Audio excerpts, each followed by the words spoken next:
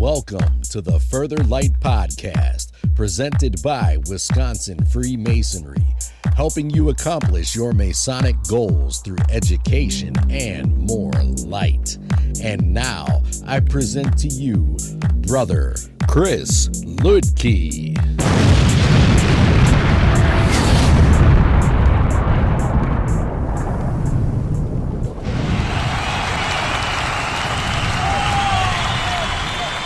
Listeners, scholars, brothers, this is Brother Chris Ludke, and today I want to look at issues of connection, brotherhood, and mental health. And it's not something that we talk about a lot in the lodge, but it is something we need to think about.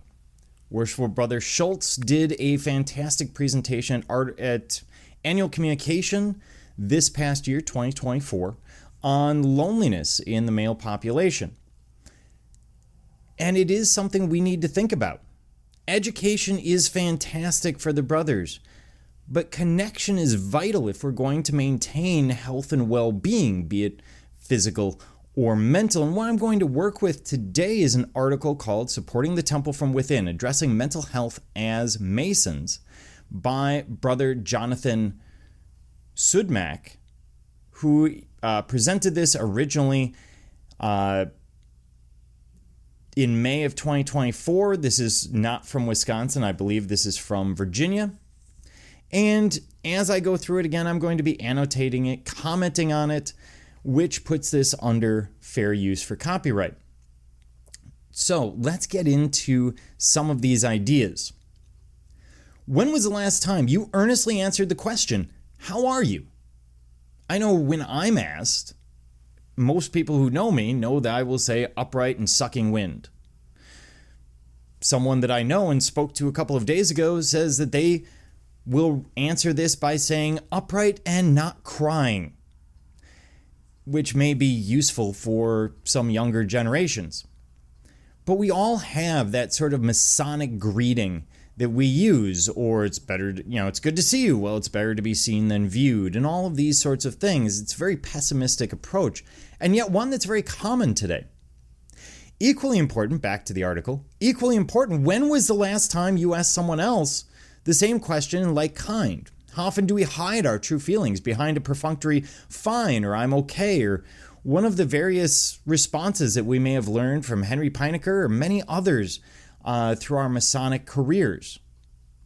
This is often a polite exchange, but also possibly a missed opportunity for connection, for understanding, for mutual support to those who might be struggling in silence, no matter the severity, to engage in a manner that not only builds bridges, but builds temples of empathy within ourselves.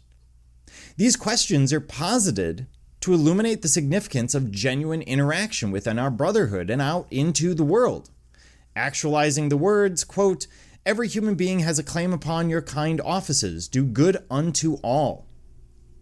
The true value of these questions lies not only in their frequency, but in their depth and authenticity of our engagement when appropriate. It is about more than just knowing the right words. It's about understanding the weight that they carry and the comfort that they can provide. When someone asks, how are you? We've all been in the position where we've heard a response. Maybe we've asked that question. We've heard a response that we weren't expecting. Suddenly someone talks about a divorce, a death, something else going on in their life. And these are the times that we really need to think about whether this person is looking for connection. We are a brotherhood. We are a fraternity. That is why we exist. It is imperative that we foster, getting back to the article, an environment within our lodges where it is safe to speak openly about anything up to and including our mental health. And in doing so, we could very well be the lifeline a brother needs in that critical moment, or be simply an attentive ear just to listen. How can we strengthen our foundation to bear not just the weight of our outward accomplishments, but also the silent burdens that some of our brothers carry in solitude? And as men, we are taught not to share these things. We are taught to go about life stoically. That's not necessarily a bad thing. I've talked about stoicism. I appreciate stoicism. But it can get in the way of getting the help that we need. There are some incredibly sobering statistics that underscore our obligation to assist those in need. An estimated 26% of Americans age 18 and older, or about 1 in 5 adults, suffers from a diagnosable mental disorder in a given year. About 1 in 25 may have something serious such as schizophrenia, bipolar, or major depression. 1 in 5, give or take, between the ages of 13 and 18, either currently or at some point during their life, have had a seriously debilitating mental illness. Among adults age 50 or older, men were more likely than women to report that they rarely or never received the support that they needed. By the way, that should be really alarming.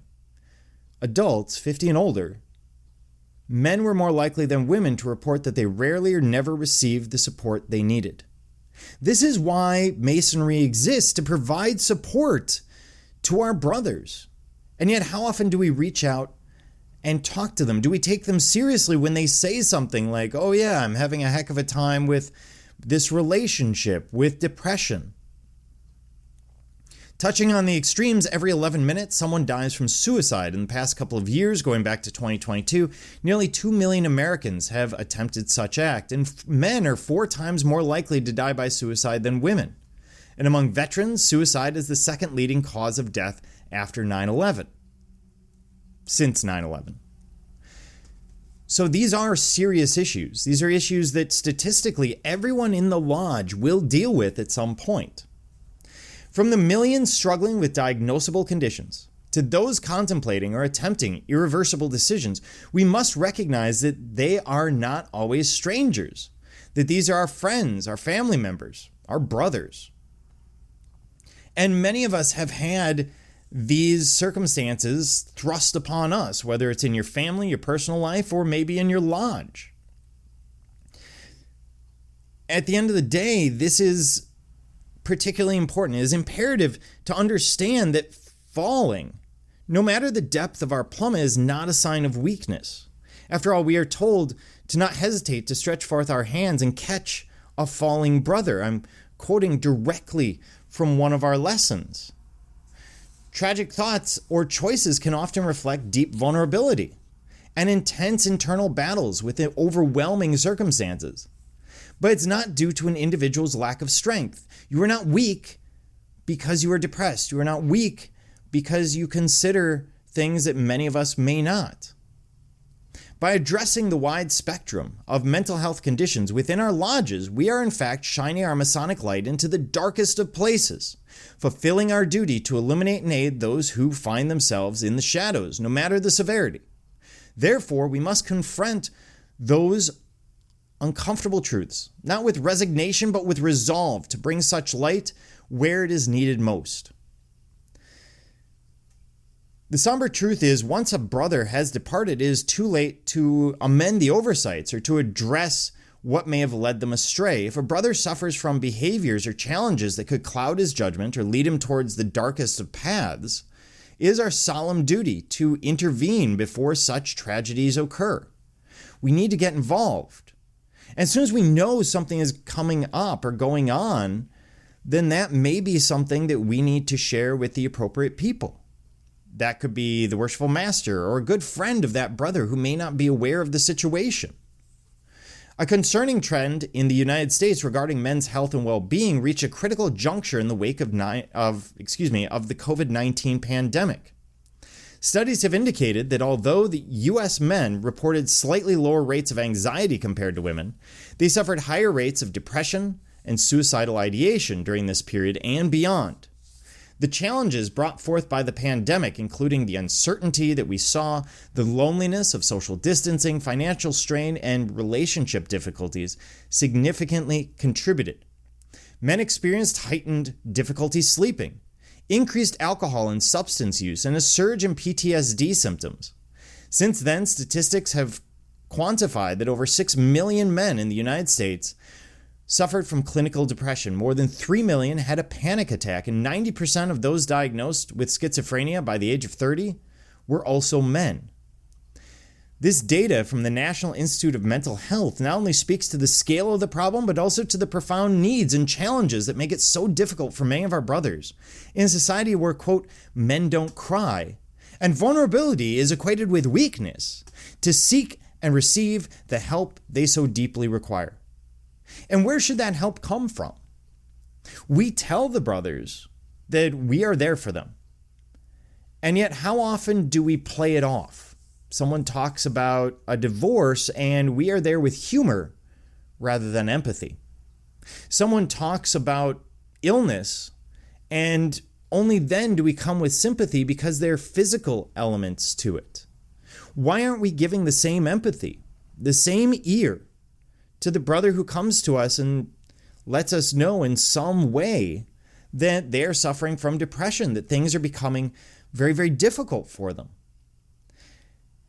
So what we're seeing is social isolation. We're seeing inadequacy or ideas of inadequacy through relentless comparisons and polarizing discourse. The politics of the situation, social media is all playing into it. Consider just how these behaviors, how the pandemic, how mental health has affected people in your own family. Data suggests that virtually all teens, 95% in the United States from the ages of 13 to 17, use social media, of which more than 1/3 represent or report to use it almost constantly, and nearly 2/3 say they use it often or sometimes. And to give you an idea from another reading from Jonathan Haidt's book, Anxious Generation, when you look at social media use and those comparisons amongst teenagers, we're seeing their use of social media rising to 30 and 40 hours per week, nearly a full-time job. Why do I compare this? Because we, as fully grown men, often will still use social media for 10 to 20 hours a week. We're seeing those comparisons. We're constantly comparing ourselves to others, leading to increased depression, anxiety, lack of self-esteem, focus, and concentration. These realities beg the question, how do online personas affect our sons and daughters, our grandsons or granddaughters, some of whom may be interested in Freemasonry themselves, using your journey as an inspiration? How can we be part of the solution to their distresses rather than intensifying them? How can we help our brothers out who are in the same situation? Just because you've passed the age of 18 doesn't mean you don't suffer from these issues, whether it is chronic or whether it is something that is specific to a point in your life. For example, in my case, my father passed 3 years ago this month, and I went through a great deal of depression, anxiety, went through a lot of things, and I was able to rely on my brothers. But there were times where brothers might, say a joke or say something that indicated that maybe they're not as interested. Maybe I should be more stoic about this. There were also brothers, thankfully, who didn't, who took it more seriously, who talked to me about the grieving process, about what I might go through coming up. They were able to help me out in terms of understanding what might happen as time progresses, or how I can help those, such as my mother, who survived. And that was really important. The 5 points of fellowship, getting back to the article, unite us in sincere brotherhood and provide a framework through which we can support each other in times of personal turmoil and distress. These points remind us that our duty is to be proactive, to be empathetic, trustworthy, supportive, and wise in our interactions with each other. Consider how each of these points are specifically applied to fostering a supportive environment, ensuring that each brother feels valued, understood, and never alone in his hardship. The essence of the first point of fellowship is proactive assistance, to be ready to go out of our way for a brother. This means not just passively offering help, but actively seeking out those who might be struggling in silence. And let me point out, brothers, that this could mean that you overhear something or someone says something to you and you go home later, you reflect on what's gone on in your day, and you realize, wow, that was actually a call for help or a request for assistance, and I didn't catch it at the time. And we have to be big enough men to go back and recognize that and say, hey, call them the next day. I realized what you were saying. And maybe they say, no, because there's some embarrassment there. But at least they know you were listening. They know that they can come to you if things continue. So again, it's about vigilance. It's about recognizing the signs of distress and stepping forward without waiting to be asked. Oftentimes we wait to be asked. We wait to ask. How many service and assistance funds are massively well-funded in our lodges and no one asks for it even though we know they need it? Maybe the appropriate approach is to come to those brothers and say, hey, is there something going on? I'm not saying walk up to everyone, but you can probably point to a couple of brothers that you know where it's very clear that something is going on. You know that something is going on, and you can do something about it. It involves creating opportunities for open conversations where brothers can confidentially communicate their distress and ensuring we reach out rather than wait to be approached. Our role is not merely to react, but to anticipate. When we think of going on foot, we think of going out proactively, not sitting there and waiting. Otherwise, we would be told to simply stand. But no, we're told, go on foot. Do not hesitate to go on foot or out of your way. Be proactive. The second point traditionally involves prayer. It also exhibits compassion and shared concern for the well-being of a brother. Each time we pray or reflect, let it be a reminder to consider the struggles our brothers face. So it's not so much necessarily to pray for them, but rather as you pray, as you consider your hardships, consider their hardships as well. And this is an old tradition. We see it in Buddhism. We see it in several other religious and philosophical traditions. This idea of looking out for the people around you and using any opportunity to do so. This point can guide us to integrate thoughtfulness and understanding in our regular gatherings as we interact with the very brethren we prayed for the night before. How many lodges ask about sorrows and joys? Well, demole is sorrows and joys. In the lodges, typically it's sickness and distress, and now there's a new trend towards happy news. And the interesting thing is, as brothers get older, oftentimes we see them standing up less and less for either one.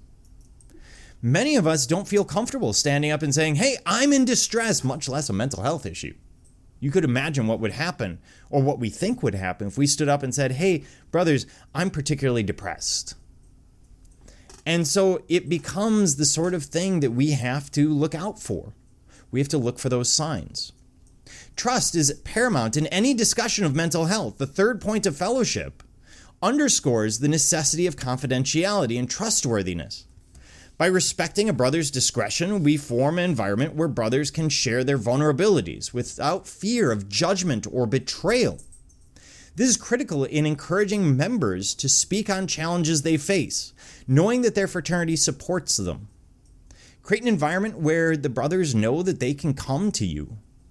And it's not as simple as saying, well, you can come to me. I will happily speak to you on these issues. I will help you out. No, what you need to do is show that that's what you will do. It will take years of showing this, of taking in people's confidential communications about their mental health and being willing to listen, to work with them, and possibly to encourage them to speak to others if it is necessary. But we have to maintain that element of communication and confidence. We're all familiar with it. We've all used it, usually in the form of gossip somehow. In confidence, I don't like this brother. But imagine if we use that to speak to someone more knowledgeable than us, to try and get help for a brother that needs it. The fourth point reminds us to support those who may have faltered or fallen. In the context of mental health, this may involve brothers dealing with substance abuse, behavioral repercussions of mental health affliction, or even those recovering from personal setbacks, someone who's gone through a death in the family, a divorce, failure at work, being fired. Any of these things can create a situation where we really should be stretching forth our hands to catch a falling brother. Our duty is to stretch forth our hands and sustain, not in criticism, but in support, ready to assist them in rebuilding their lives and regaining their strength. Finally, the fifth point calls for us to provide good counsel and to warn against potential danger. This involves being observant and proactive again, just like the first point. being proactive in addressing behaviors or signs that could lead to serious consequences if left unchecked. It means having the courage and compassion to speak up if we see a brother headed down a path that could harm him or others. We've all seen it. This could be the brother that starts showing up at Lodge South or wherever you go after your lodge meetings and is suddenly drinking much more than we would expect or much more than is prudent. That might be a sign that we need to have a conversation with them. See what's going on. Are there marital issues? Are there job issues?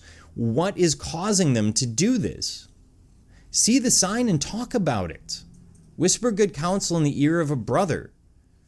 Remind him in the friendliest possible manner of his error. These 5 points are not there simply so we can pass information. They're there to remind us of something, to be proactive, to assist a brother, because we know as men that we are not likely to reach out.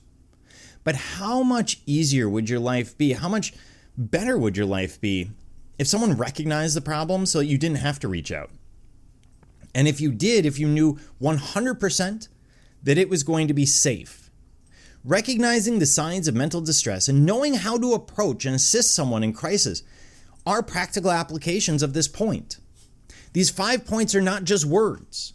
These 5 points are not just about physical health. They're not just about helping someone because they're struggling in their job. It also includes someone who is struggling with their mental health. Arguably, this is one of the most important teachings in Masonry. Those 5 points give us a proactive approach to assisting each other. Just like elsewhere, we see how to improve our minds or how to improve ourselves spiritually. Here we see how to improve brotherhood. And what better way to improve brotherhood than improving communication and being there for one another? Each of these points of fellowship not only strengthens our bonds, but also reinforces our collective responsibility that we took on when we took that obligation towards the well-being of every brother within the walls of the lodge. The tenets of brotherly love, relief, and truth hold profound implications for mental health as well. Brotherly love calls on us to create a supportive and understanding community. In practice, this means establishing a culture within the lodge where brothers feel safe to share their hardships. Now, I'm not saying they have to stand up in the middle of the lodge and say, hey, I'm suffering from depression. What I am saying is that they should feel safe coming to any one of us and saying, hey, brother, I'm having a very difficult time. Actions might include a simple phone call to check in because there's someone we haven't seen in a while. That might be a sign that something's going on. And simply see how they're doing. Or events that foster bonding and reduce isolation, from informal gatherings to organized successfully cultivating a culture of conductivity and support. Lodges need activities aimed at strengthening ties and providing a network of support. By embodying brotherly love, we ensure that no brother is isolated and everyone here has a community to lean on. Everyone has a lodge to lean on. Everyone has a brotherhood to lean on. Masonic relief transcends the physical and the financial. It's not just about money. It also encompasses emotional and psychological support. It's important to be educated on recognizing signs of mental distress and know how to respond appropriately. Proactively reaching out to brothers who seem withdrawn or in distress, just as our teachings suggest, is very Masonic. That phone call to a brother you haven't seen in a while could be a lifeline. Truth urges us to confront and dispel the stigmas associated with mental health, much like the third point of fellowship. We can lead by example. Lodge meetings can include educational segments on mental health to foster a better understanding and to debunk myths. Encouraging honesty about one's mental state and sharing personal journeys can significantly impact how mental health is viewed within the fraternity. This transparency not only builds trust, but also empowers others to seek help without fear of humiliation. It is crucial to recognize that while our lodges provide a foundation of support, we are not professional therapists. Our role is to encourage and facilitate the pursuit of professional mental health resources if it is necessary, and to provide a compassionate network that complements but does not replace the specialized care that individual mental health challenges may require. In other words, things may go beyond us. It may be beyond you or I to assist a brother given his circumstances, in which case we need to know where we can reach out. In Wisconsin, that means reaching out to I believe it's the Connection hotline. There's a phone number available and a service through 3 Pillars in Wisconsin. If you look up 3 Pillars and you find their website and you call them and ask for assistance, they will help. And that assistance is going to be necessary at times. Maybe that's something that we tell a brother, hey, here's a phone number that we can get in touch with. I'm going to look this up live as I am talking. At the end of the day, this is part of our Masonic duty, trying to assist anyone else. And it is the outreach program for 3 Pillars. And the phone number, if you're in Wisconsin, is 888-546-8885. And is a 24-hour line. You may get a message, they'll call you back, but they cover everything from employment to Medicare to housing to mental health, social services, wellness, transportation. So we have resources in Wisconsin that we can give to brothers. Again, this is the 3 Pillars outreach program. So we can do this. It is crucial to recognize that while we provide a foundation of support, our Masonic principles are not merely ideals. They are practical tools for interacting with the world, especially when considering the physical, financial, and mental well-being of a brother. Let us be the beacon of hope and safe harbor for our brothers, ensuring no one suffers in silence or faces their darkest moments alone. That's why they joined the fraternity. That is the obligation we took. So it is our responsibility to reach out and help a falling brother. And like I said before, this could be the brother who's drinking a little more after lodge. This could be the brother who seems in a very down mood during lodge. And maybe it's just something where we come up and ask them how things are going. And when they give us that line, how are you? Upright and sucking wind. We might want to dig a little deeper and say, no, really, how are you? Things seem like they might be difficult for you right now. The brother will appreciate the connection. Maybe it's a brother who hasn't been to lodge and you call them and just see how they're doing. Our Masonic principles are not merely ideals. They are practical tools, as I said before. Let us light up the darkness and bring solace to those who walk beside us in this sacred journey of Freemasonry as we strive to build not only stronger individuals, but a stronger, more compassionate fraternity. Brothers, people join the lodge for a lot of reasons, and I'm an education guy, as you all know. And I'm happy to say that the thing that we need is education. But what we also need, in equal part, arguably in greater part, is brotherhood. And an active, proactive brotherhood. Where we don't hear that this brother hasn't been around in a while, they've been sick, things have happened, and maybe we send them a card. No, we need to reach out. As soon as we suspect something might be going on, hey, I haven't heard from someone. Now, this is really difficult because we're looking for a negative, right? We're looking for the person who isn't there. But we can all think of someone who would fall into this category, and I would encourage you today to call them, reach out to them, ask them to lunch. It doesn't have to be formal. You don't have to wear a shirt that says, I accept mental health issues. It could be as simple as, hey, brother, let's go get a cup of coffee and talk about life. And that's when it'll come out, and maybe it doesn't. And that's fine. You've connected with a brother. But Masonry, as much as it's about self-improvement, is about assisting each other, about being there to provide assistance when necessary, and about proactively reaching out to help a brother. Once again, the article this episode is based on is Supporting the Temple from Within, Addressing Mental Health as Freemasons by Brother Jonathan Sudmak of Alexandria Lodge. Fantastic article. And this is an issue we need to deal with. If we're going to bring people in, if we're going to claim to be a brotherhood that is there for each other, then we have to be there for each other under all circumstances. And that includes the ones that we are uncomfortable discussing. Thank you for joining me, Brother Chris Leakey, and the entire Further Light team on your quest to find more light through Masonry. Are you interested in learning more about Freemasonry in Wisconsin? Visit wisconsinmasons.org to learn more about Masonry and access further educational content and more light. Once again, that address is wimasons.org. Any questions, comments, or suggestions, please email us at education@wisconsinmasons.org. And thank you for listening.